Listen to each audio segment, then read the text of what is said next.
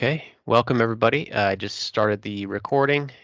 Again, for those of you joining us for the first time, it looks like we may have one of you in the attendees. My name is Tim Kutz. I'm with the Fairfax County Department of Transportation. This is the West Falls Church Active Transportation Study Advisory Group meeting. This is our 7th meeting and final meeting for this study.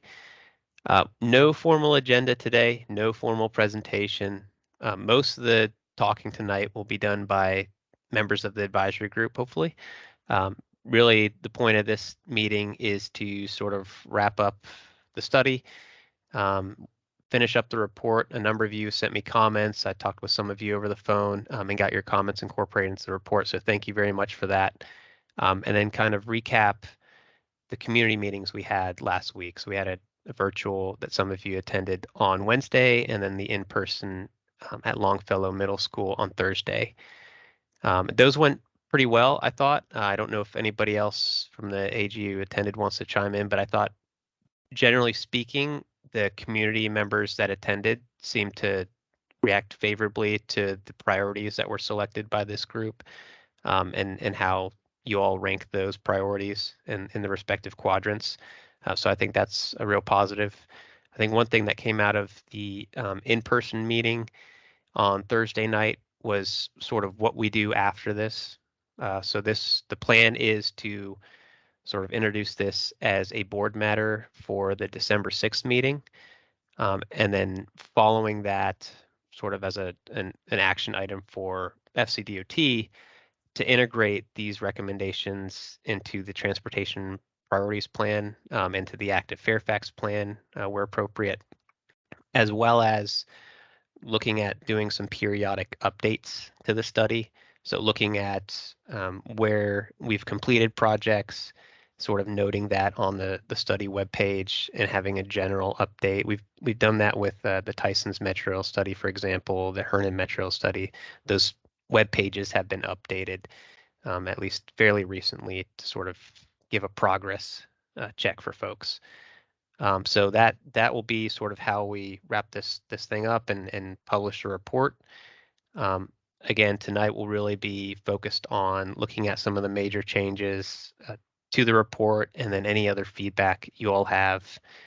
I'd like to get final comments on the report by next week. So looking to get comments latest next Wednesday. So giving another weekend for folks to look at this report. I'll send out a refreshed copy by the end of this week, so you have that. But then sort of wrapping up comments by the middle of next week, so the 9th. And after that, we'll get it published on the study website so that the community can take a look. A couple things before I open it up to the group and we go over the report. Just wanted to. Oh, I'm in a meeting. Sorry. No, thanks. Sorry about that. I had the janitor come by. Okay, where was I? Okay, showing you guys a couple updates. You don't need to see my desktop. Here we go. In terms of recommendations, we had these recommendations on Leesburg Pike, and we talked about putting in high visibility crosswalks at the interchange ramps and at the intersection of Pimmett Drive and Leesburg Pike and Idlewood Road. So the good news is that some of that has actually already been done, and I believe it was just done last week. So these, I went out there today just to verify, but they did put in high visibility crosswalks, VDOT did, along Leesburg Pike, over the interchange crossings. So that's been done, which is great.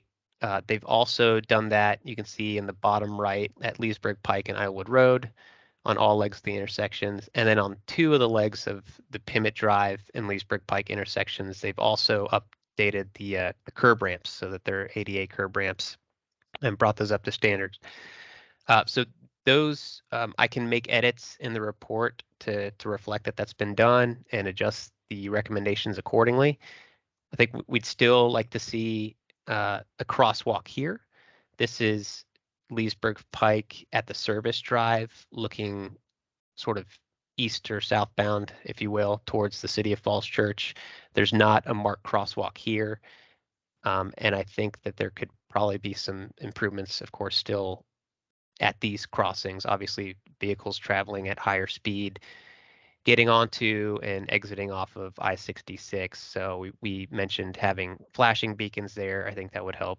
So we'll still incorporate those recommendations, of course, into the report.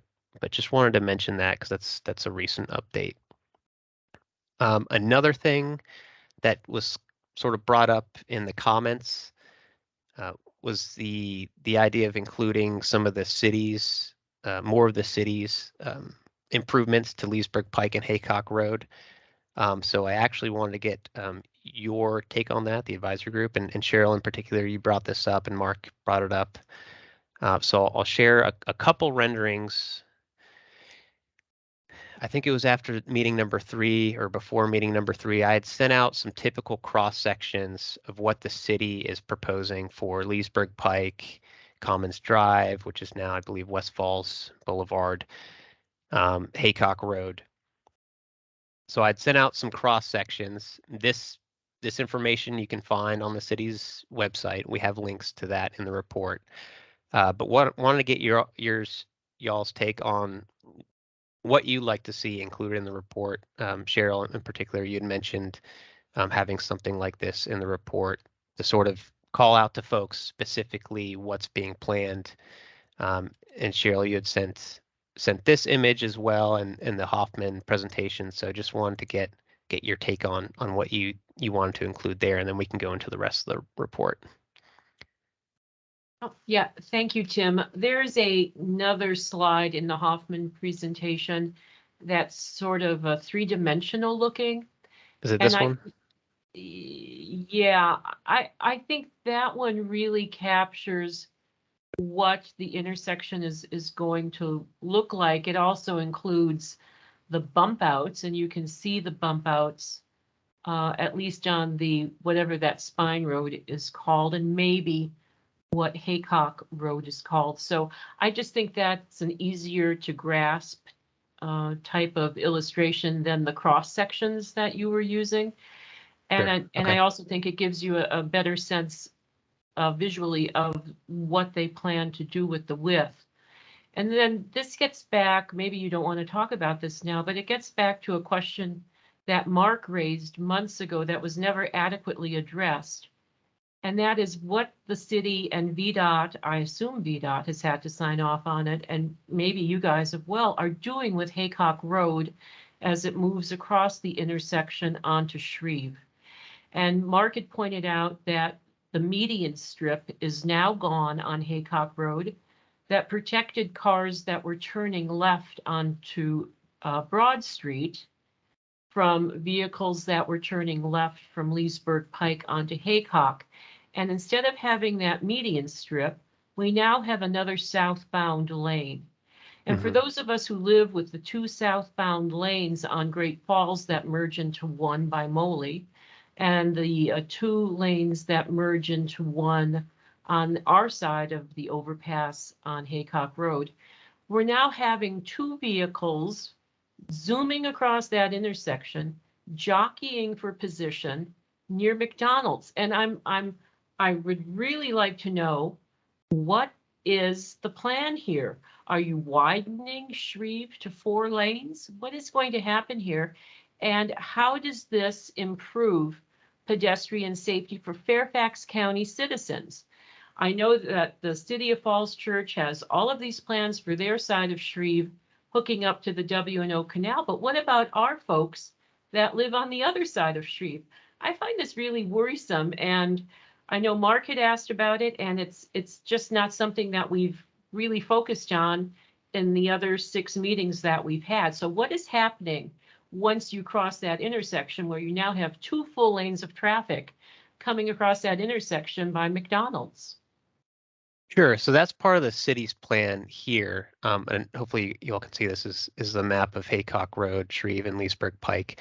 So that's part of the trade-off with trying to balance different modes of travel.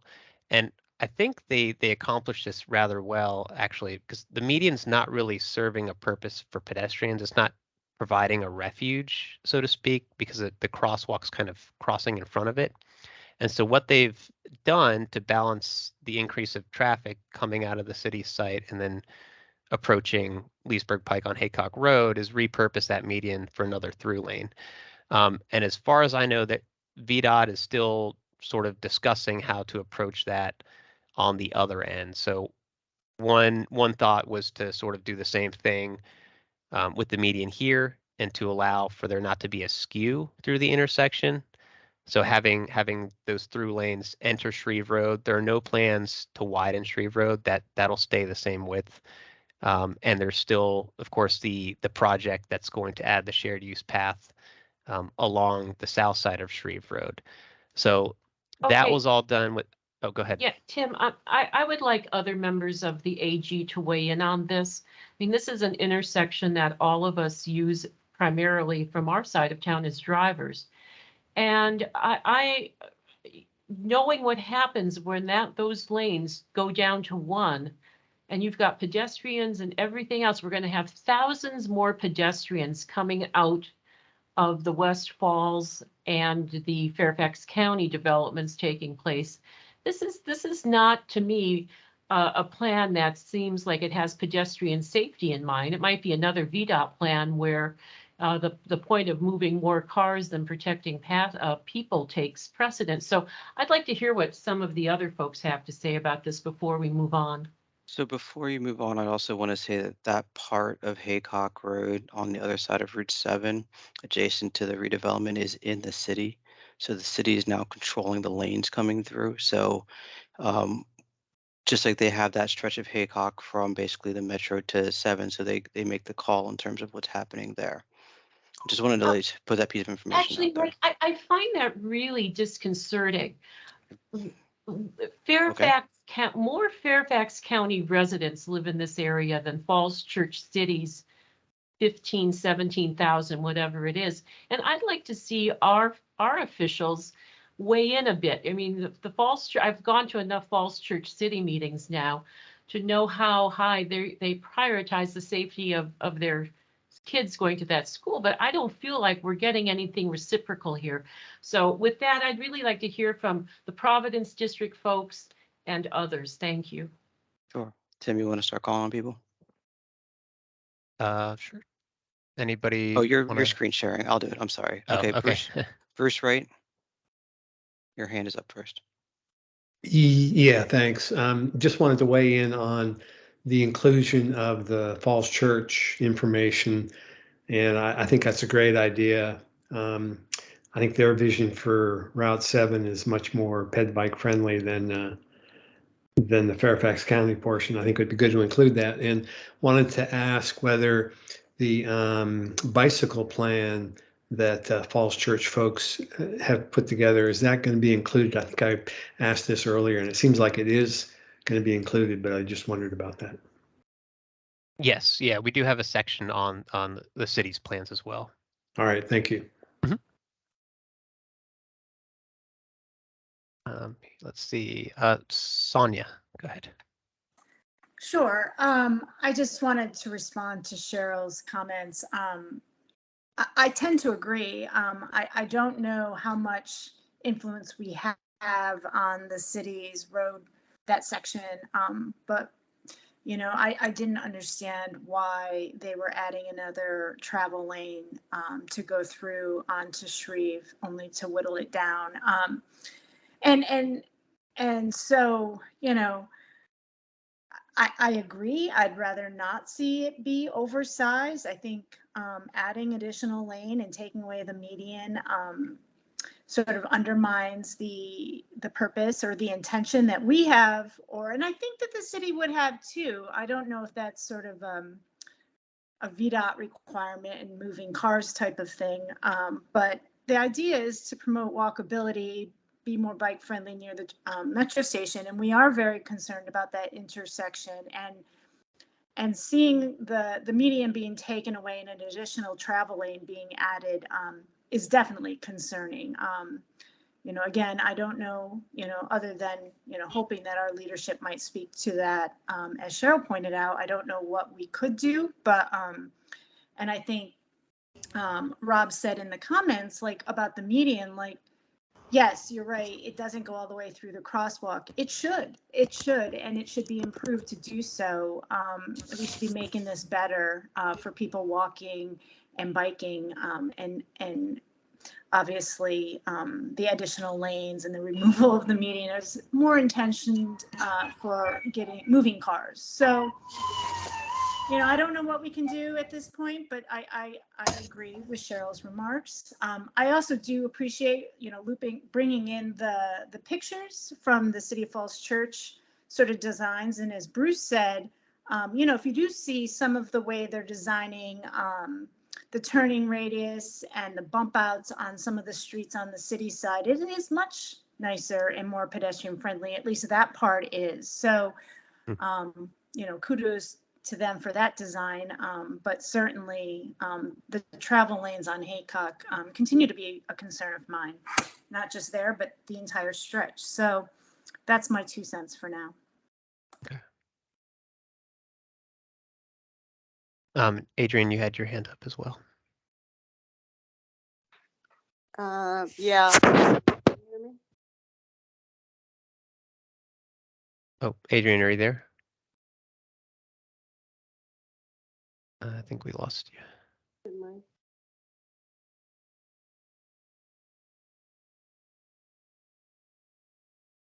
Adrian, if you're speaking, we can't hear you.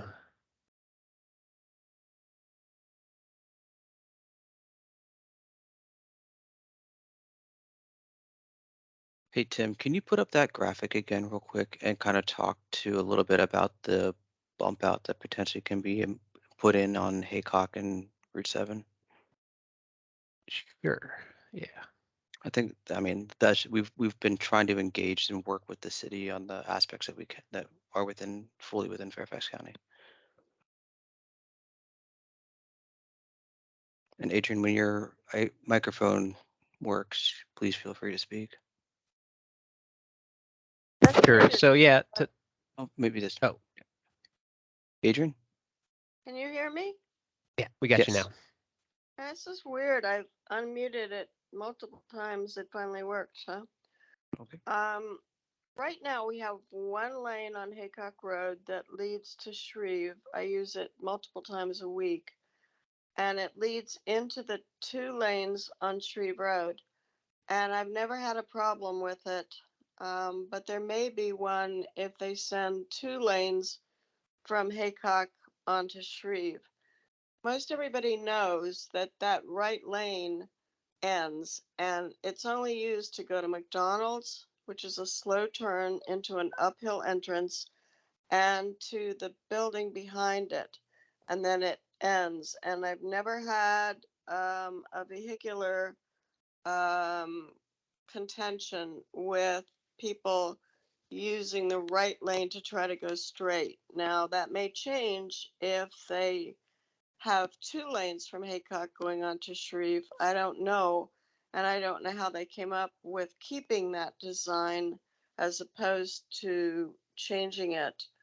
But if you take away that right lane on Shreve Road there, you'll hold up everybody trying to get through on Shreve to go toward Merrifield. And so I don't know what the answer is from a traffic engineering standpoint. I think it would be to continue to have one lane on Haycock Road leading into Shreve, but I haven't studied it. That's it.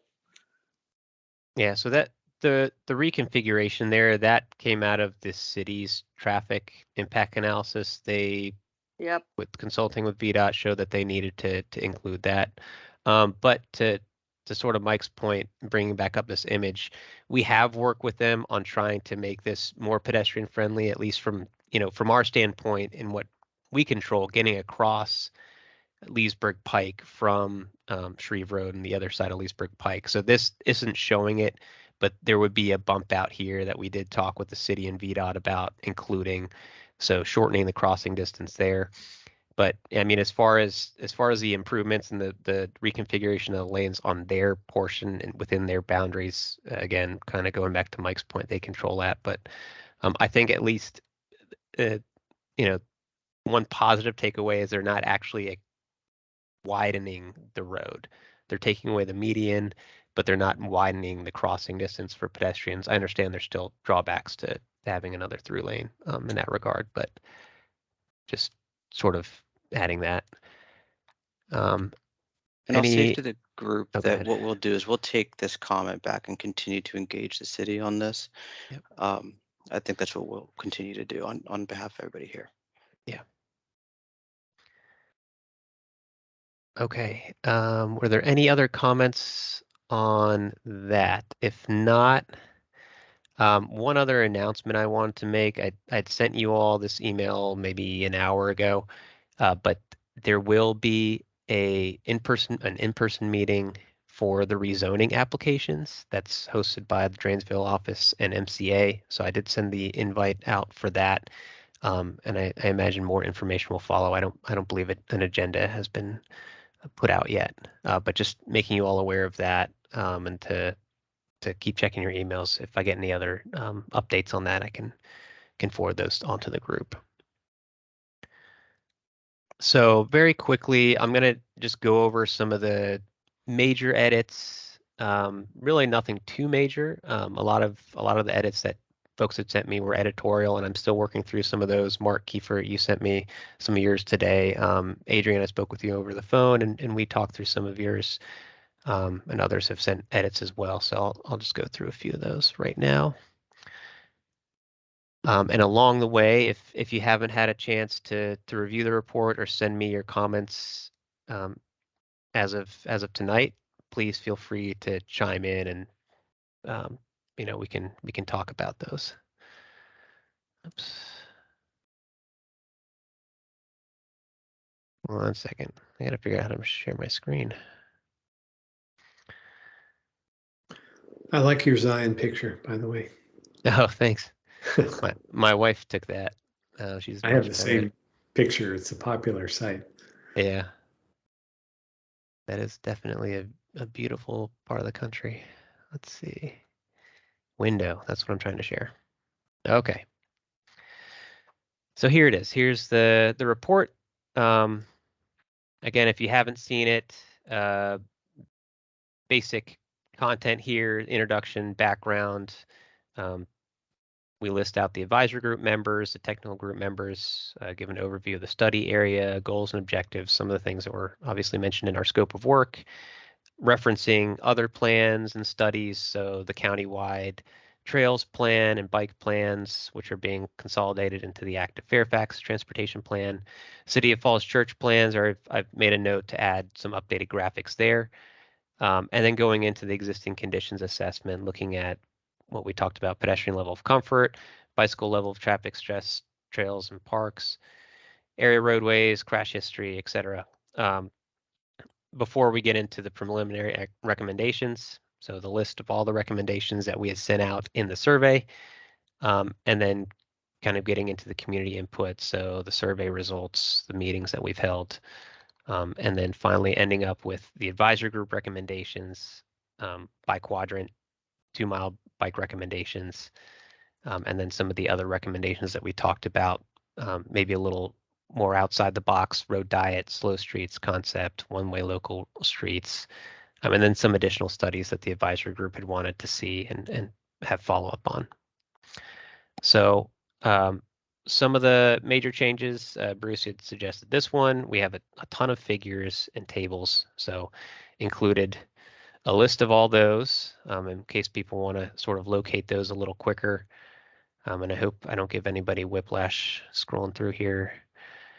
Have the advisory group members listed. One thing that I wanted to get to, and I'm sorry, I'm going to scroll kind of fast to it, is sort of the difference between the preliminary recommendations and the advisory group recommendations. So of course, we started out with 44 recommendations within the 1 mile study area. And those are all listed here on these quadrant maps.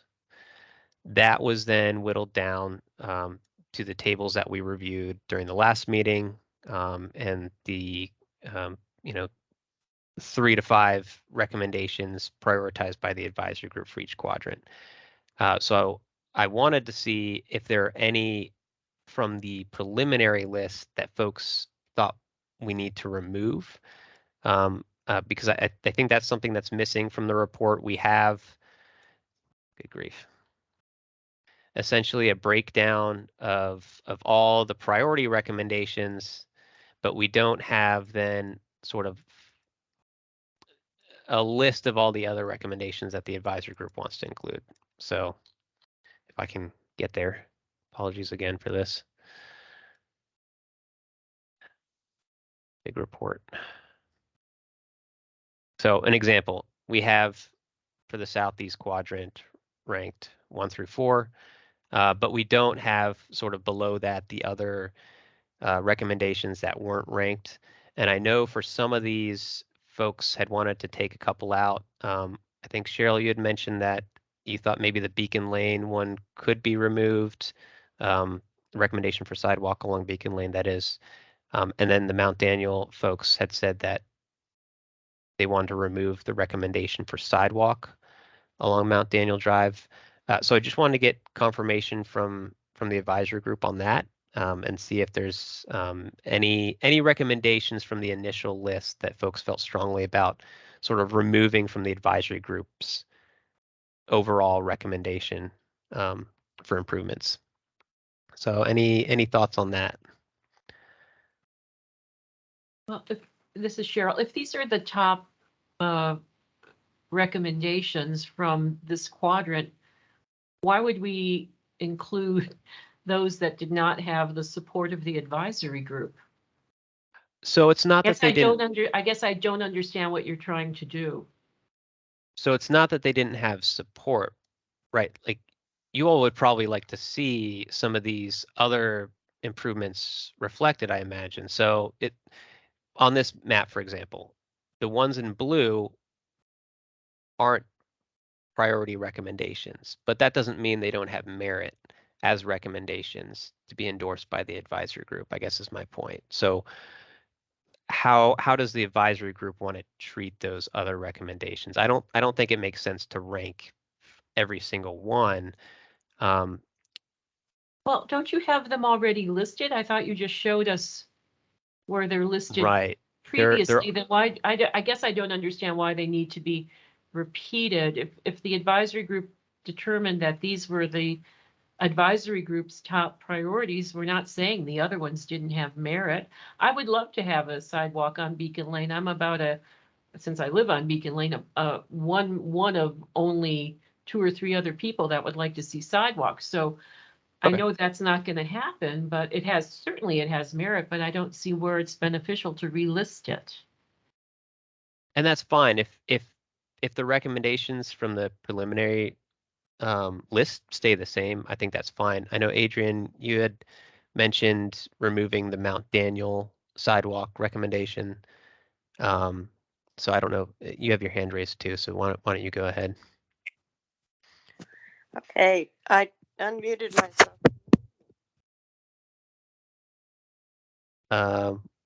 Well, we heard you for a second, but we can't hear you anymore, Adrian.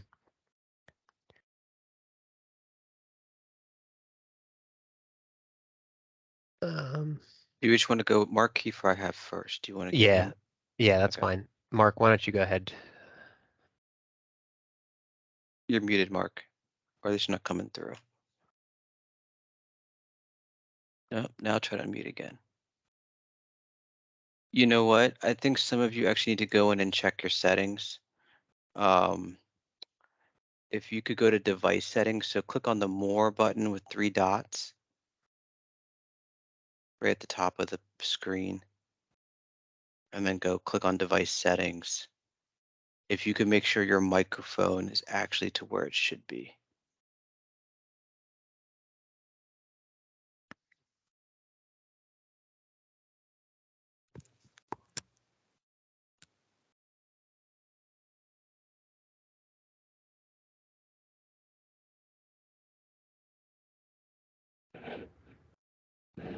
Okay, I think we hear you now. Mark, why don't you try speaking? I think I Okay, just heard you. Yeah, gotcha. There we go. sorry about the delay. That problem right. was on my end, I think. Um, as Cheryl pointed out, you've got the very brief descriptions of all the proposed improvements on the quadrant maps.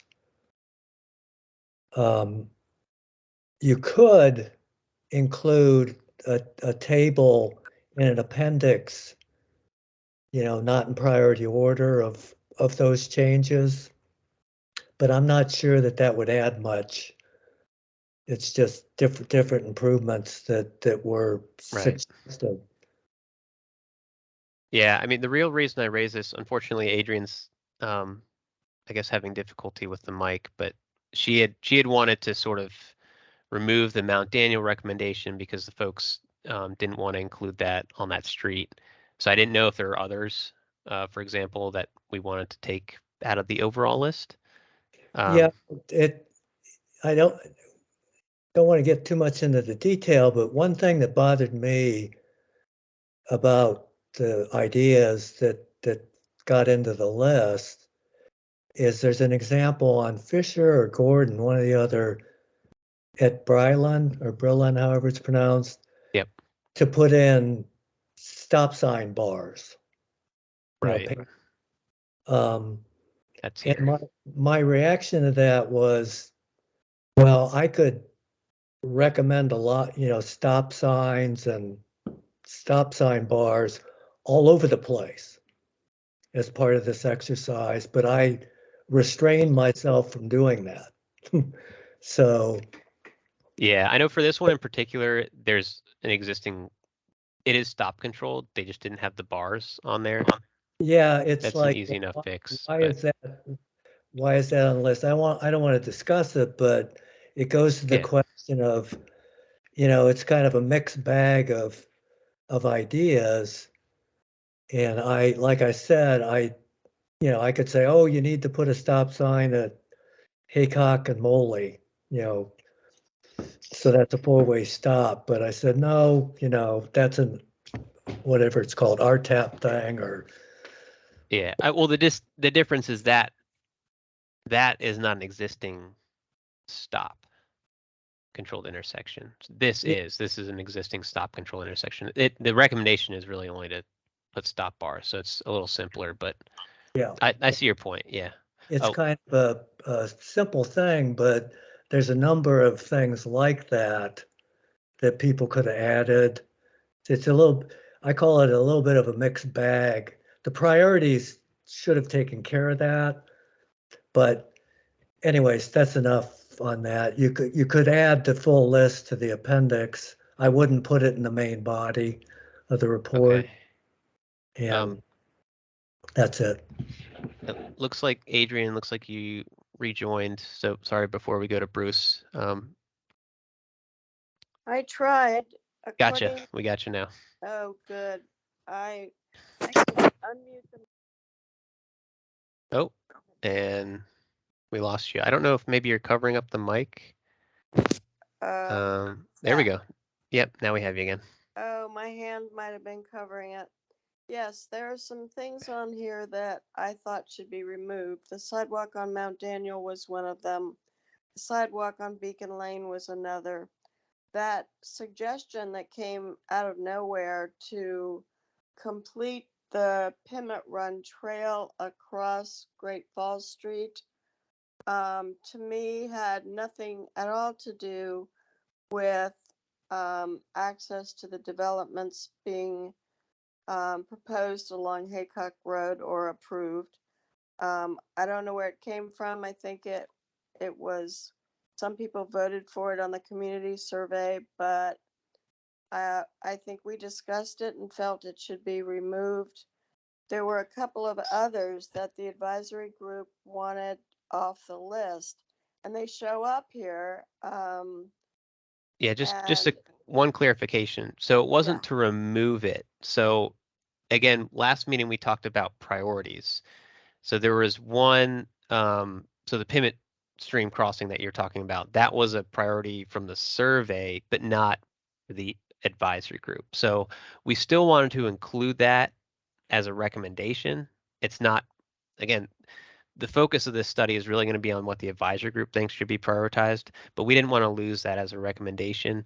Same with the Beacon Lane that we were just talking about. It's not a priority of the advisory group, but just having the marker there that this is something that some folks want. You know, concerning the Mount Daniel recommendation, you're representing that area, so I think that's fine if we want to include something in the report to say that the Mount Daniel sidewalk, for example, advisory group members do not recommend this move forward.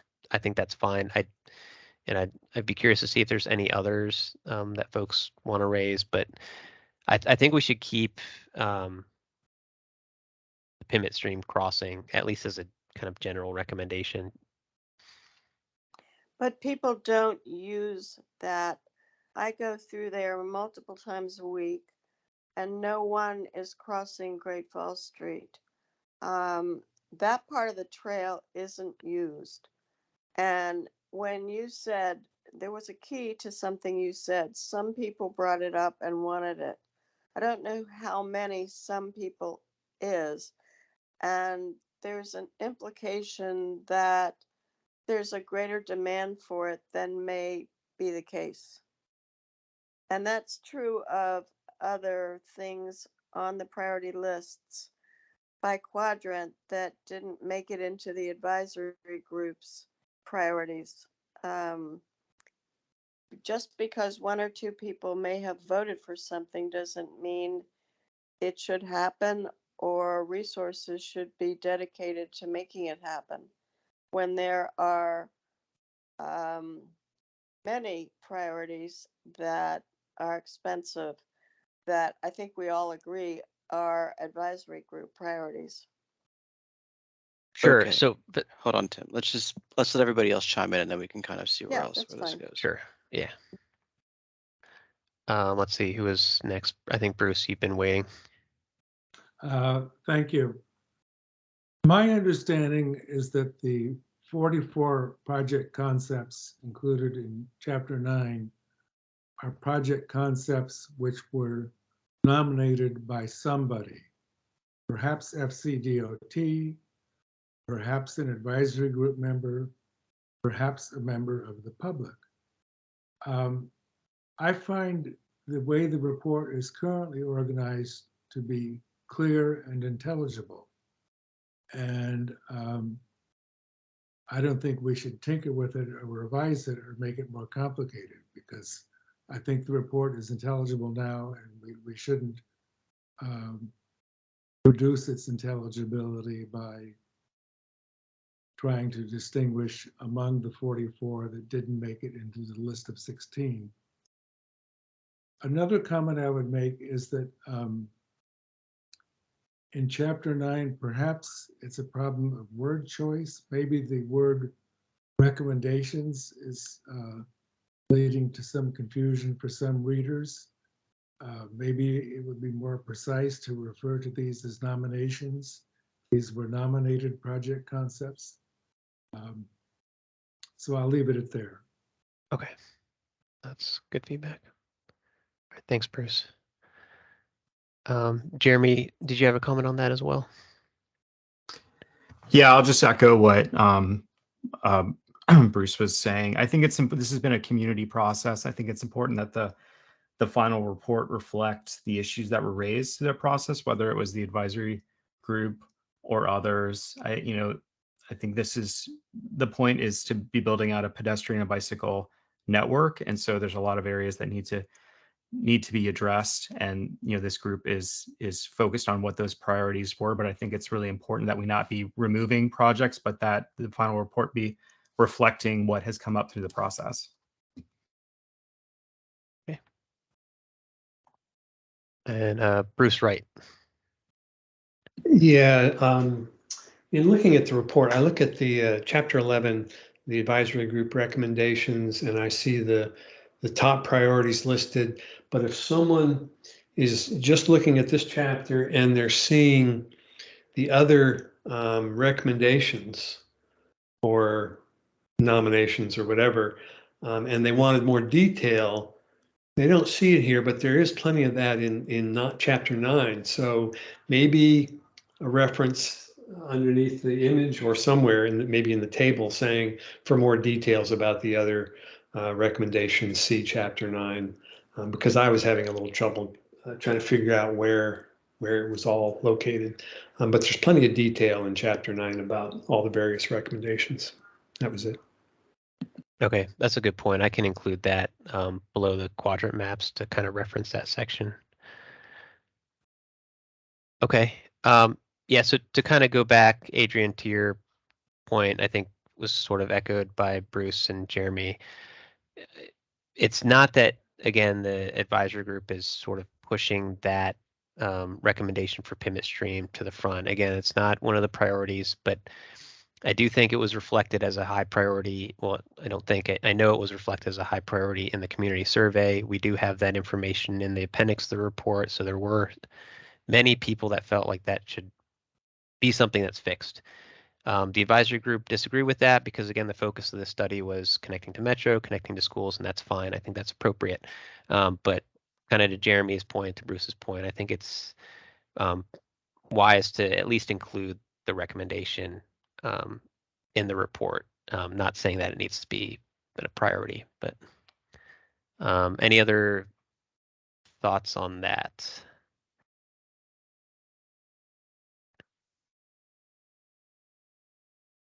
That was the main sort of topic I wanted to cover in regards to the report.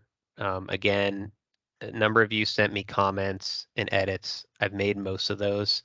I've got a few more. Mark, I said I've got yours to make still, and I'll get this out to you, a refreshed copy, by the end of the week. But now I just kind of want to open it up to the advisory group to sort of chime in and note anything else that you think needs to be added, subtracted, changed in any way to this report as we sort of finalize it. So I'll just go down the list. I see Adrian, you have your hand up.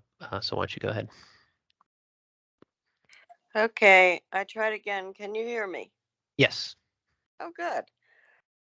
I have discussed this with you, Tim, and maybe with Cheryl, I'm not sure.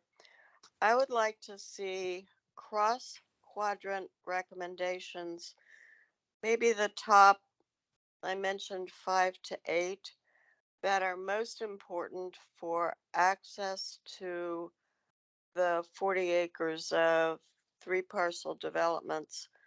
When I look at the quadrant recommendations, I don't see any equivalency. For example, number 2 in one quadrant is not nearly as important, I believe, to the developments along Haycock Road as number 2 in another quadrant. And I don't think the report reflects that there are some of these recommendations from the advisory group that are critical access points to the 3 parcels. And I'd like to know what other people think about coming up with a list of the top 5, top 8, I don't know what the right number is, of recommendations so that when the board has to prioritize handing out money over the next 6 years or 5 years, whatever it turns out to be, they'll have some idea from us of what we think is most important. Okay. Any thoughts from others on that? Looks like Jeremy, I have you first. I had another topic, so you can come back to me. Okay. Bruce, go ahead. This question has been discussed before among the advisory group, and my recollection is that satisfied with existing treatment, prioritizing with. Oh, Bruce, you're cutting out just a little bit. I'll start over. I think we have discussed this previously, And my impression or my recollection is that the advisory group is satisfied with the prioritization within each of the 4 quadrants and not attempting to do a cross quadrant prioritization. And I think all of us understand that the single most important one, moving Haycock Road between Metro Access Road and Wall Street. I think it's by everybody. Okay. Sonia, you had a comment on that? Sure. Yeah. I think we did discuss this. And, I kind of go back and forth on it. I tend to agree with Adrian in that it is a little hard if you start to look at the different quadrants to pull out, we do agree that Haycock is, a real critical need as part of this. I think the Haycock-Shreve Route 7 intersection, as well as the path along Route 7 coming down from I-66 down towards the development is really critical as well. And I'd love to see those, sort of highlighted in some way, even if we took the top 3 from each of the quadrants and somehow highlighted them a little bit better. I think all of them, all of the advisory group recommendations that we ultimately settled on should ultimately be sort of implemented. But I think for the point of this redevelopment and sort of why the advisory group was pulled together, I understand it's sort of, we're looking at the overall network in the area, which is obviously very important. But as far as what's going to really serve the metro redevelopment, it might be helpful to sort of highlight them in some way. And it may just be that we have to pull out the top 1 or 2 from each of the quadrants that are listed here, just for prioritization and clarity. I think we've already sort of said it. Yeah. And the reason, Cheryl, you've got your hand up next, so I'll let you go next. But the reason we had kind of, going back to last meeting, done it this way is you have different roads that enter in to the metro station that connect in. We're looking at Shreve Road in one quadrant, Leesburg Pike and Idlewood in another, etc. We have 2 different supervisor districts that we're dealing with, different neighborhoods, and so trying to be fair in that sense. You mentioned Haycock Road being a number 1 priority. I think that's been definitely a big focus of this study. Then how do you stack that up against improving the intersection of Haycock, Shreve, Route 7? How do you stack that up against improving Route 7 itself? But I think that would obviously need a bit more discussion and kind of agreement from the group. But Cheryl, why don't you go ahead? Yeah, I agree with Sonia and Adrian. And I think the fix is pretty simple, actually, Tim, and that would be to just basically go back to the scope of work and, refer these high priority issues to the scope of work. And I think that's a neat way of getting around why certain things might be higher ranked if we're looking cross quadrant than some of the things that came out of the Lemon Road Association quadrant. So I think there's a good way to do it. Just refer back to the scope of work, refer back to the act that led to the creation of this advisory group by the Board of Supervisors. And then you can come up with that type of, here are the projects that fit exactly into what this was meant to be, then it got expanded. So I think it's easy. It's a kind of a simple fix, actually. So it really does, though, need to come from the advisory group. So luckily we're all here tonight. So if that is what the group as a whole wants to do, that's fine. But I think we need to decide, number 1, what are we looking at here? The top 3, top 4, like 1 from each quadrant, for example. What's the number? And then we need to determine how they stack up. So that's really going to be up to you all. So I guess one way we can do this is sort of get, oh, before we go on, Sonia, why don't you go ahead? Yeah, I was just curious, like, do we have to rate them or stack them 1, 2, 3? Can't we just sort of group them as, you know, a grouping of top priorities? I mean, I think we've already identified sort of the top 3 for each quadrant. And I guess in my mind, I was thinking just sort of calling attention so that those top ones, maybe they're from each quadrant, or maybe it's the proximity. You know, we had proximity in one of the boxes as we were talking about these recommendations. And so, you know, I know we're sort of opening up a can of worms here, and I'm trying to think of a simpler way to sort of do it. But you know, for me, it's always I think they're all important, and I don't want to like put any of them like aside, but like just calling attention to the sort of top 3 or top 5 as they relate to the metro station redevelopment might just be helpful. I don't know. Okay. That's one way to think about it as well. Bruce, did you? Bruce Wright. Yeah, Bruce Wright. Sorry.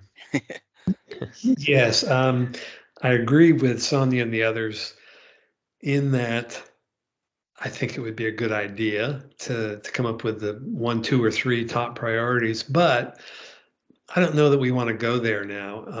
The county just developed a methodology for determining priorities for that $100 million that was um, uh, devoted to bike ped projects over the next 5 or 6 years.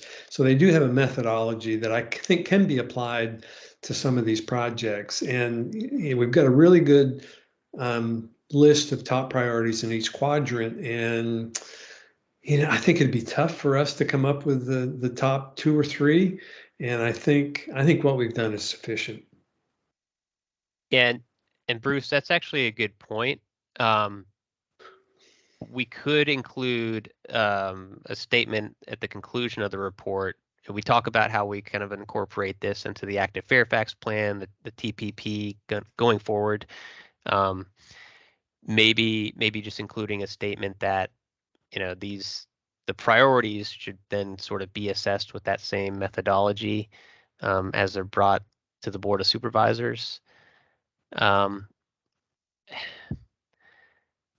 trying to get away from applying that very rigorous methodology that the active transportation team developed for this study, though. This was always meant to be advisory group led, community led, and not so focused on a rigorous methodology that sort of didn't focus exclusively or mostly on community feedback and community input. So That's not what I'm suggesting. I think once that those priorities go forward, and then when the county goes about deciding, if there are funds and they're looking at these projects, at that point, that methodology could be applied. Yeah. Okay. Yeah, that's fair enough. Okay, I thought I saw. Oh, Jeremy, go ahead. Yeah, I guess I tend to lean more towards how we've done it here with prioritizing within each quadrant. I don't see how we're going to get to a process of being able to, what are we going to vote on what the top priorities are? I mean, if we want to list the top priorities in each quadrant, but I'm not comfortable trying to figure out at this point how to rank some type of priority. So I think I'm comfortable with where it is. I understand the perspective of trying to direct the county towards those things, and perhaps there's an executive summary that could try to address those things. But I just don't. I'm not comfortable at this point in trying to vote on where we're going to place these. Sure. Yeah. Any other thoughts? It sounds like we're kind of split here. Oh, Adrian, go ahead. Can you hear me? Yes, gotcha. Where is the county methodology for prioritization published? So that is with hearing an echo. Okay, I think we're good now. That is something that Active Transportation worked on, and they're using to sort of look countywide. And so I had mentioned that in one of our previous meetings that they have this very rigorous methodology they're using for that purpose. I mean, they're looking at the whole county, so they need something like that. For this study, though, the focus again has always been on getting input from you all, leaving the decision making up to you all, folks that are actually walking and biking this area. And I think that's more appropriate for these smaller scale studies, rather than relying on numbers from a methodology that was created. But I'd Adrian, just like to read it. go ahead. I'd like to Yeah, see it. I can we'll it's take a look Circulate for it to the that. group, Tim. it it is available at one of the transportation committee meetings of the board. There's a presentation on the methodology, and I think it's pretty detailed. Yeah. It wouldn't take long to find that and put a link in. So I'll try to do that, unless you have a ready act. I don't have it I think it was, offhand, but I I can. think it was the last transportation committee meeting, Bruce. I'll find it and put I it can- in.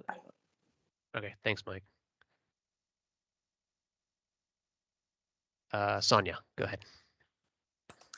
Yeah, I just wanted to provide additional sort of input. I think to Jeremy's point, I do think trying to call out the top priorities right now tonight and voting seems really not doable. I do think that the report as you read it, specifies what those priorities within the quadrants are, sets it up pretty well. I'm fine leaving it as is. I think, I like the idea of calling attention to some of the top ones, as they are proximate to the metro station, but I don't know that it's worth the time and effort to really dig into that right now. So I'm fine, leaving it as it is. I think I was just sort of speaking to the idea of it and recommendation, but certainly I don't think we can work through that tonight. Yeah, and to that point too, in the report, we do spend quite a bit more time and in terms of space and word count, I guess, on the Haycock Trail improvement. There's a whole bulleted list of things that you all had suggested we improve, from the intersection of Great Falls and Haycock to the width of the trail itself, the Turner Avenue kind of pinch point, and then the bridge. So I think it's pretty clear from the study report that that's a major focus area. And certainly the supervisors have been paying attention to this, and they know that that's a focus from the report. So I think it is pretty clear where some of the main priorities are just from reading it. And so I would tend to agree that we don't need to specifically call those out and have a kind of overall list, but so maybe that's where we can leave it, and just have it by quadrant like we agreed to. But before I close that topic, any other thoughts on that?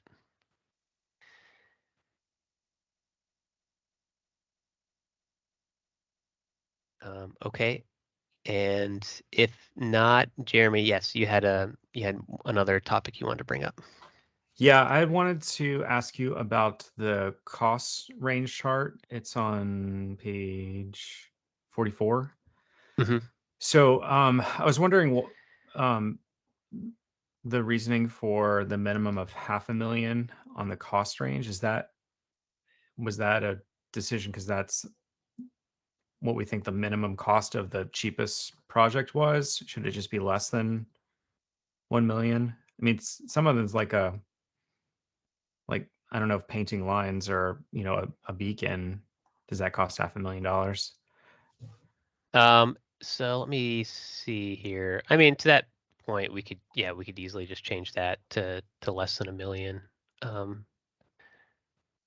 But let me look at the recommendations. Yeah, so high visibility crosswalks.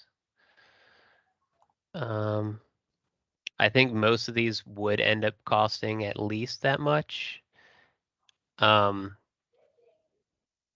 Surprisingly, I was surprised when we talked to capital projects about how much just putting in a crosswalk would cost. But I mean, I think to your point, we can Okay. simplify it and Yeah, just I'm take that fine down to either less way. than 1 I million. mean, yeah, I just didn't know how we had chosen that number. Yeah. Yeah, I mean that was sort of in discussion with capital projects and Chris Wells before he retired with active transportation, talking about how much on average a lot of these typical projects cost. So, but I think it is actually better to just say less than 1 million. It's a little cleaner. So I'll change that. It's easy enough. Okay. Okay. Okay. Any other thoughts, major concerns, or things that folks noticed within the report that you'd like to comment on tonight? Again, I'm going to get a refreshed copy out to all of you so you can kind of see where others have made edits, but or suggested edits. Oh, Bruce Jones, go ahead. Yes, I've just got a question about the statement, pages 56 and 57. The trail along Haycock Road. So the am I understanding that FCDOT is, my impression is that FCDOT is pretty much firmly decided that bicycles should not be accommodated on the, should be accommodated shared use path with pedestrians. I got that right? Yeah, you're breaking up just a little bit, but I think you were saying that we feel that cyclists should be accommodated off street as opposed to on Haycock Road. Okay, I just want to Yeah. make one comment on that. My recollection is that the reasoning had to do with projected traffic volume on Haycock. My impression from seeing bike lanes in downtown DC is traffic volume per se doesn't make bike lanes infeasible as long as the speeds are controlled. And I'm just wondering how homeowners would feel about having a path in front of the house widened 8 feet currently to 5 feet currently up to 8 feet or 10 feet, and bicycles whizzing by on the road. So I'm just raising the question of what the option of accommodating bicycles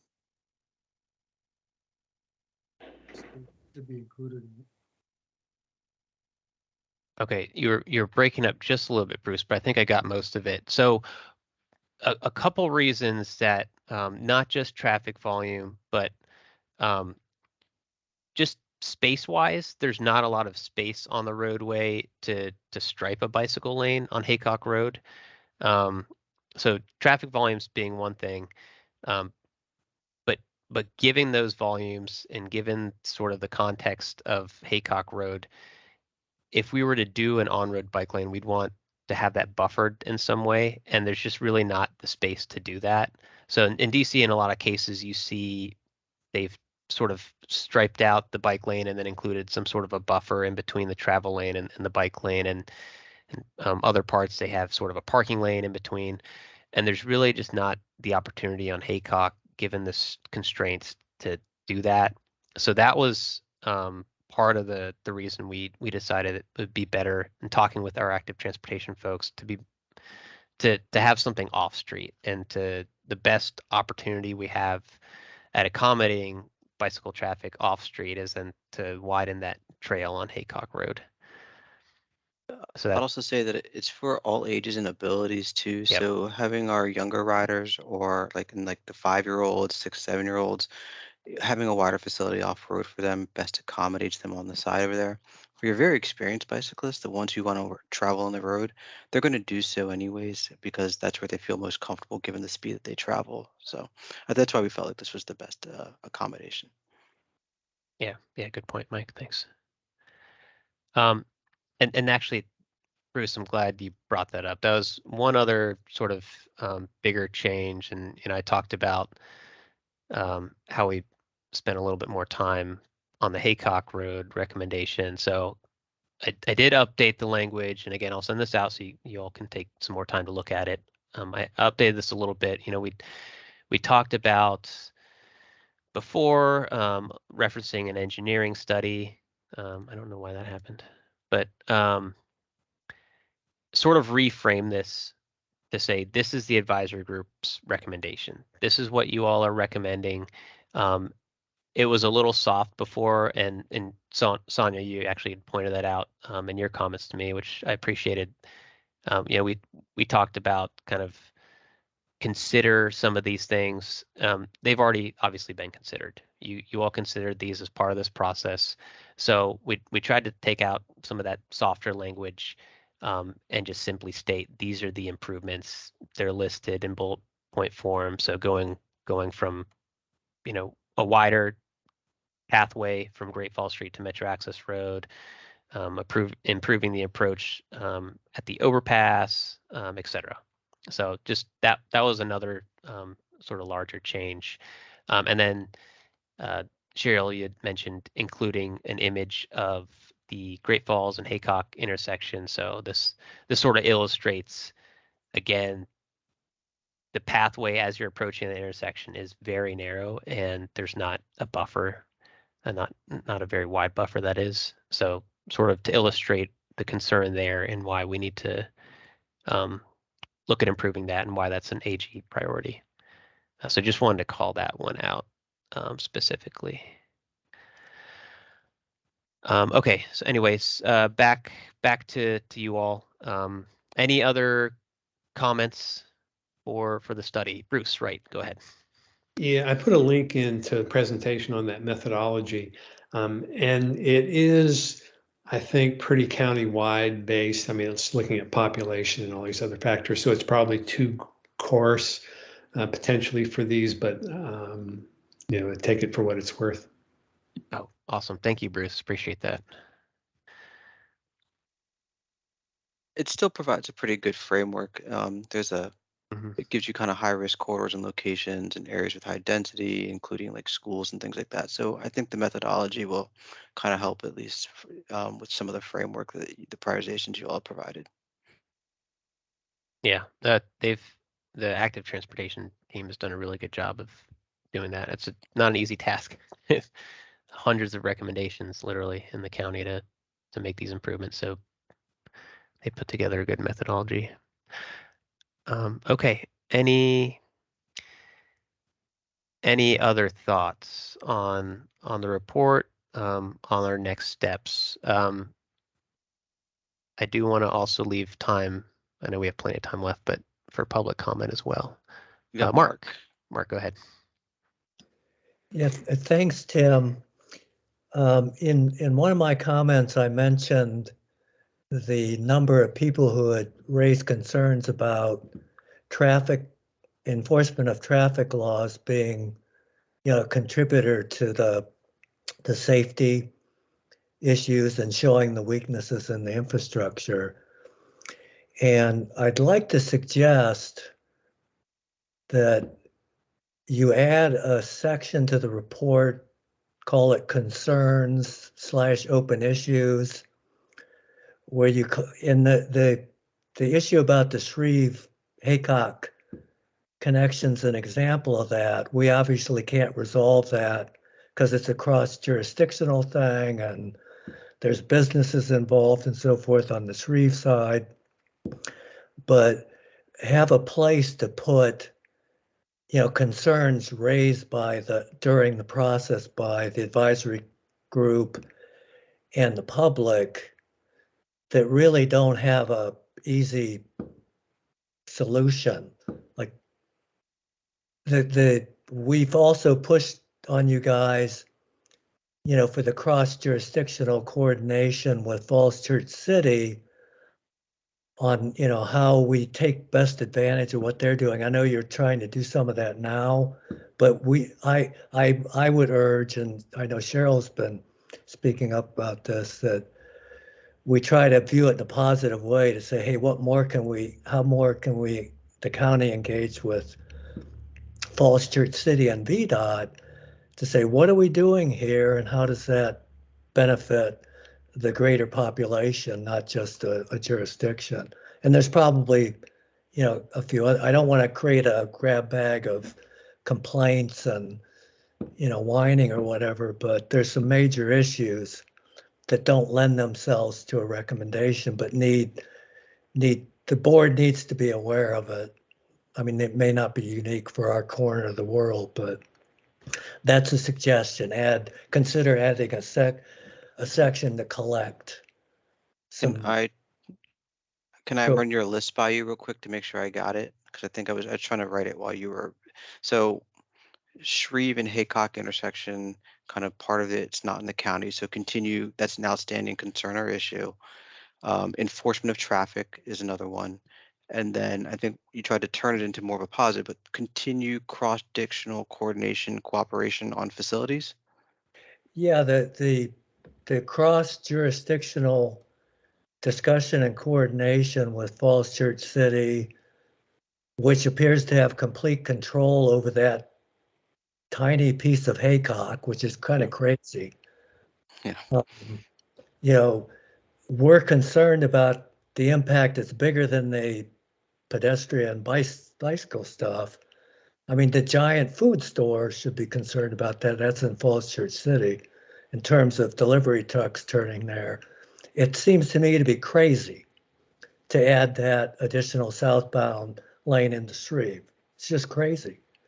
But they apparently said, well, this is what we're going to do, and VDOT says okay. But that's my opinions about it. But that needs to be addressed in a constructive way as an issue. And the great improvements that are being done under these grants, again, you guys are trying to get involved with this stuff more, but are urging more cross-jurisdictional coordination in relation particularly to the Falls Church City grant implementation and whether funding could be added through the county or the state to add to those improvements along Shreve to the WNOD, along Haycock to the Virginia Tech entrance and the West Falls Church access road. Okay. All right, Okay. I got those too. All right. Thanks, Mike. And thanks, Mark. I'll work on incorporating some of those and see where they best fit. Cheryl, go ahead. Yeah, thank you. I agree with Mark on this. I mean, clearly, the biggest threat that we have to bicyclists and pedestrians are vehicles. Vehicles are going to increase. At the Falls Church Hoffman meeting I attended, they were not at all shy about saying they are going to be increasing traffic. They're even marketing their area as easy access to I-66 and 495, and it's not pedestrians and bicycles that are going to get on those two interstates, it's vehicles. So to that end, I'd also think it would be worthwhile, and I know maybe we don't have enough information from Rushmark and the HIT construction that's going to take place at the VTech property, but it might be worthwhile to also include the EYA proposal or have a diagram of the EYA proposal as it dumps out onto Haycock Road and whatever you might already have from the HIT construction site, how it's going to have an impact on Haycock Road. I really feel like we've ignored Haycock Road in this discussion, primarily because it's 4 lanes and it has wide sidewalks.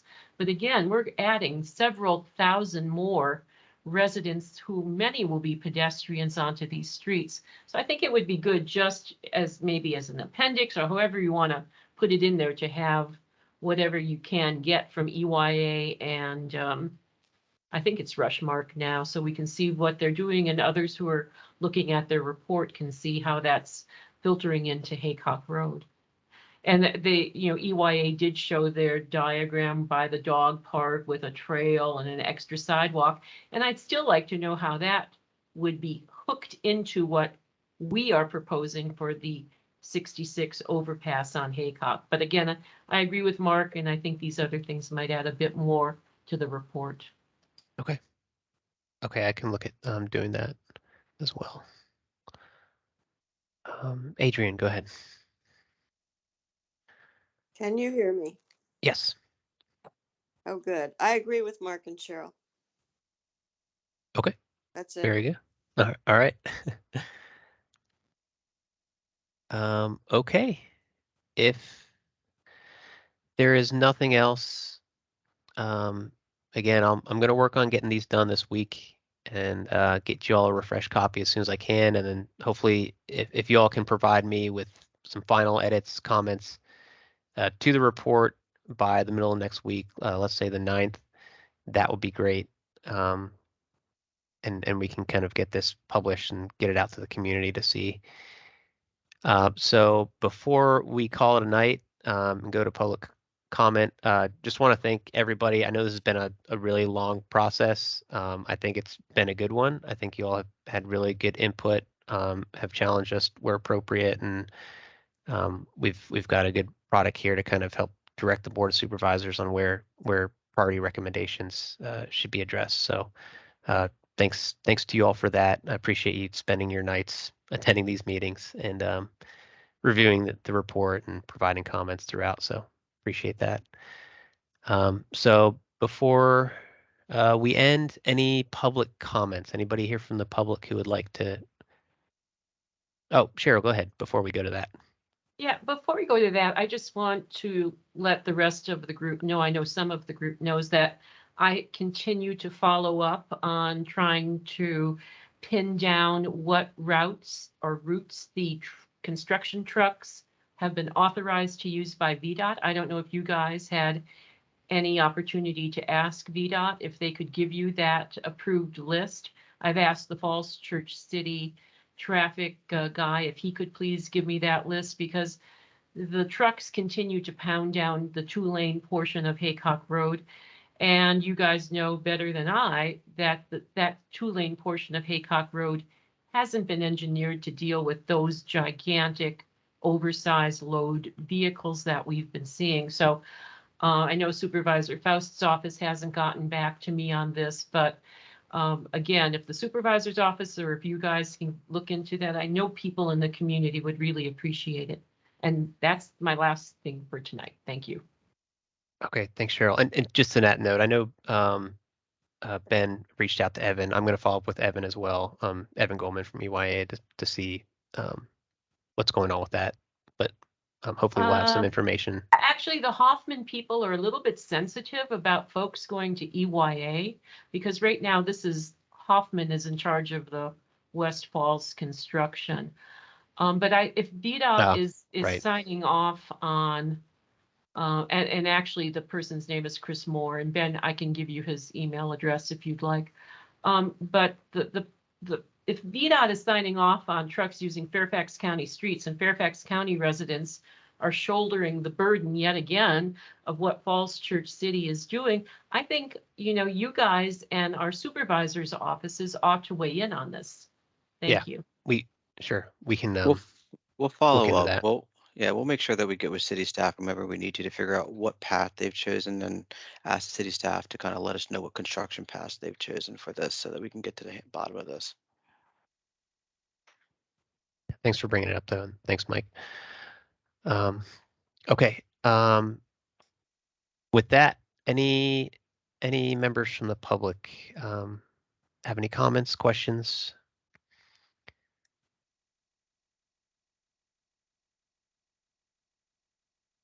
Let's see, not seeing any.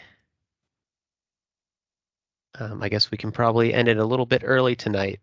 So again, thanks to all for participating in the study. Obviously, we'll stay in contact. I'll be able to send you all information on the upcoming rezoning meeting that'll be at Longfellow Middle School in a couple weeks. Send you the report and updates to that. So work's obviously not over. We'll hopefully see some progress in this area as far as active transportation improvements very soon. And again, just thanks to you all for participating in the study. Really appreciate it. And I'll say on behalf of Fairfax County, we really appreciate it too. So thank you from county staff and county supervisors. Thank you, Tim. Thanks to you all. Thank you. All right. Well, with that, have a good night, everybody. Hopefully talk to you soon. All right. Bye-bye. Night.